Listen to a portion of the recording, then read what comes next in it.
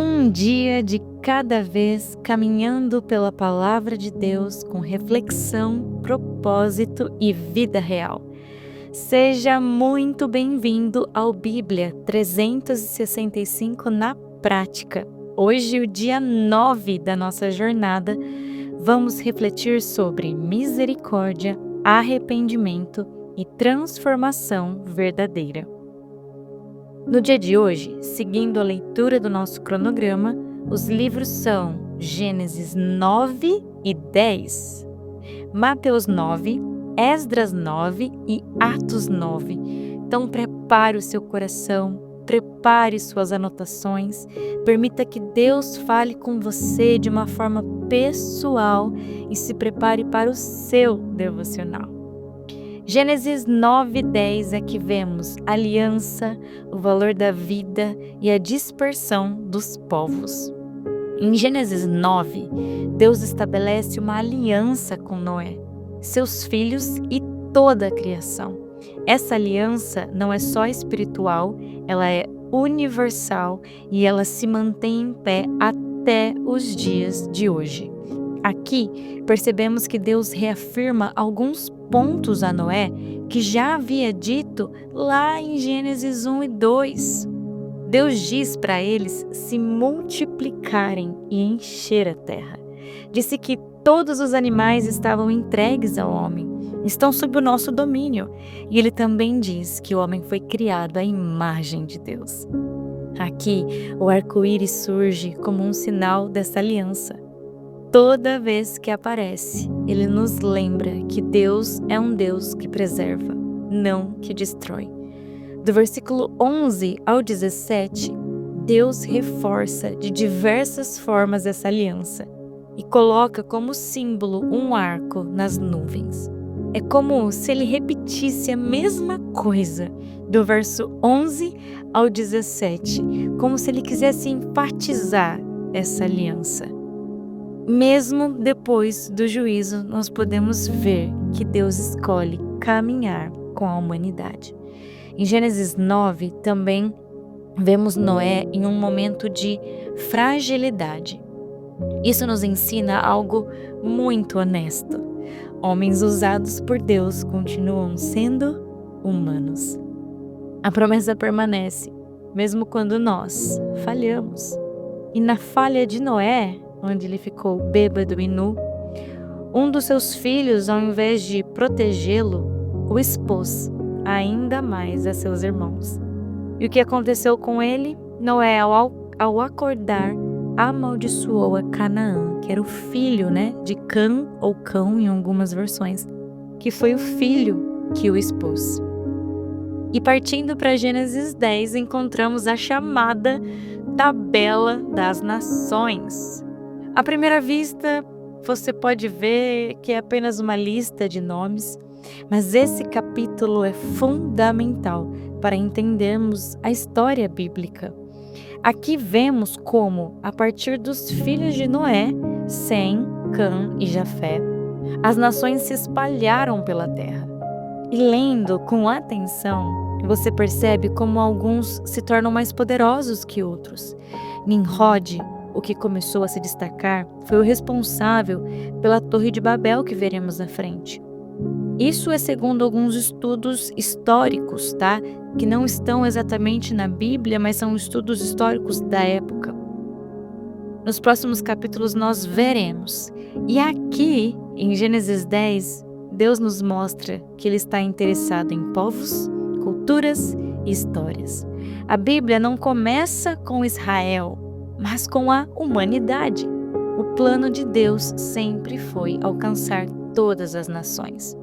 Gênesis 10 prepara todo o terreno para tudo o que virá depois. Babel, Abraão, Israel e no futuro o Evangelho chegando aos confins da terra, até a mim e até você. Partindo para Mateus 9, aqui vemos um Jesus que perdoa, que cura, que chama. Logo nos primeiros versículos lemos algo que precisamos nos atentar. A Bíblia diz que Jesus viu fé nas pessoas que levaram o paralítico até ele. Aqui, Jesus fala da expectativa que estava no coração daquelas pessoas, e isso chamou a atenção de Jesus. Então ele perdoa pecados, cura enfermos e chama pessoas improváveis para segui-lo, como o próprio Mateus, que vemos aqui. Jesus declara: "Eu não vim chamar justos, mas pecadores." E mais em específico, no versículo 13, ele diz que temos que aprender algo importante sobre o que ele deseja. Se ele deseja, a gente vai ficar atento. Ele diz: "Misericórdia eu quero, e não sacrifícios, pois eu não vim chamar justos, mas pecadores ao arrependimento." E eu te pergunto, tem algum pecador que precisa de arrependimento aqui? Eu e você? São esses que o Senhor quer. Os discípulos seguem perguntando sobre o jejum. E aqui aprendemos duas coisas com Jesus. Ele ama responder perguntas, então faça perguntas a ele. Ele vai amar responder. Nada, tá? É bobo demais para ele. Ele deseja que você faça perguntas a ele. Fique atento que ele responde. E a segunda coisa é um dos motivos mais lindos que alguém pode jejuar. Ele diz que quando o noivo se for, então eles jejuarão, porque eles se comparam com os discípulos de João Batista, que viviam jejuando. Ele disse: quando o noivo se for, vocês jejuarão. E é aquele jejum, sabe, de saudade do noivo. Aqui revela o coração do reino. Jesus, ele não espera perfeição de nós, e ele responde a corações arrependidos. Leia, por favor, Mateus 9 com muito carinho. Jesus segue fazendo curas, ensinando coisas valiosas. Então permita que ele traga revelação no seu secreto, só você e ele. Mas eu não posso deixar de finalizar sem falar 2 pontos. O primeiro é sobre a cura da filha de um chefe. Você vai ver aí, a forma que Jesus a cura é replicada em Atos 9, que nós vamos ler ainda hoje, por Pedro. Em Mateus, não relata que Pedro estava presente, mas em Marcos e Lucas, a mesma história é contada, e nessas histórias de Marcos, ela revela que Pedro estava ali, sim, e ele aprendeu com Jesus e vai replicar em Atos 9. Espera um pouquinho que você verá. E outra coisa que eu quero reforçar com vocês é que a partir do versículo 35 de Mateus 9, a Bíblia declara que Jesus percorria todas as cidades, aldeias, sinagogas daquela região, pregando o evangelho do reino, curando a todos. E no meio disso tudo, do trabalho todo, ele olha para as multidões e ele tem uma profunda compaixão delas. Ele as via como ovelhas sem pastores, desgarradas, cansadas. Então ele diz: a seara é grande, mas os trabalhadores são poucos. Peça ao Pai que envie trabalhadores. O reino continua crescendo e Deus ainda chama pessoas para participar da obra. É isso que nós estamos fazendo aqui com esses áudios, e eu oro a Deus para que através desses áudios ele levante trabalhadores para ir atrás das ovelhas desgarradas e cansadas.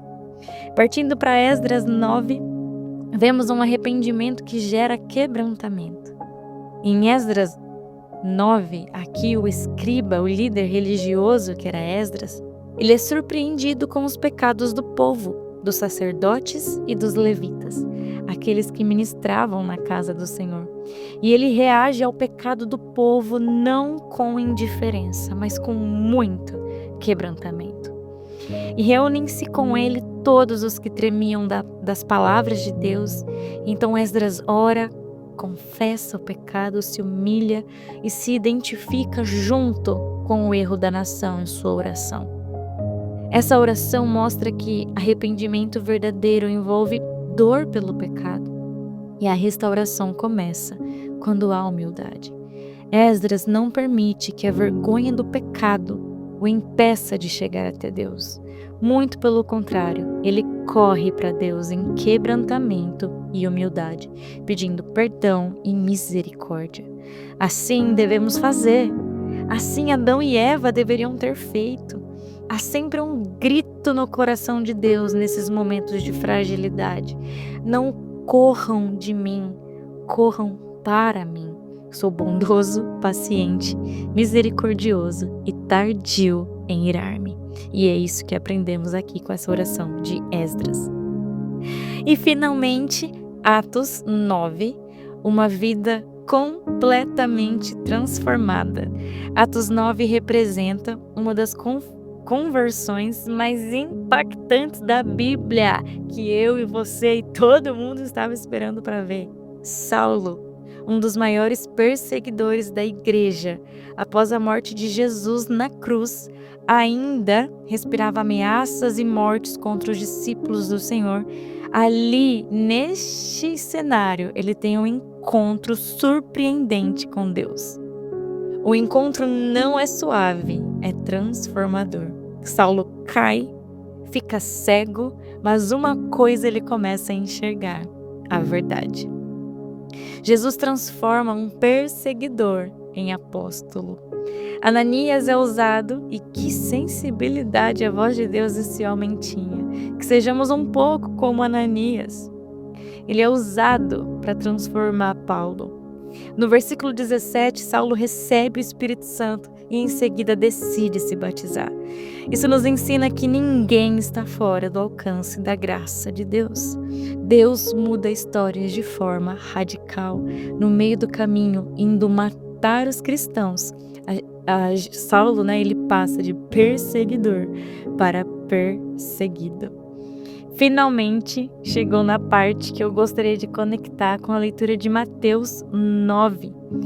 Nos versículos finais de Mateus 9, o foco da história retorna para Pedro.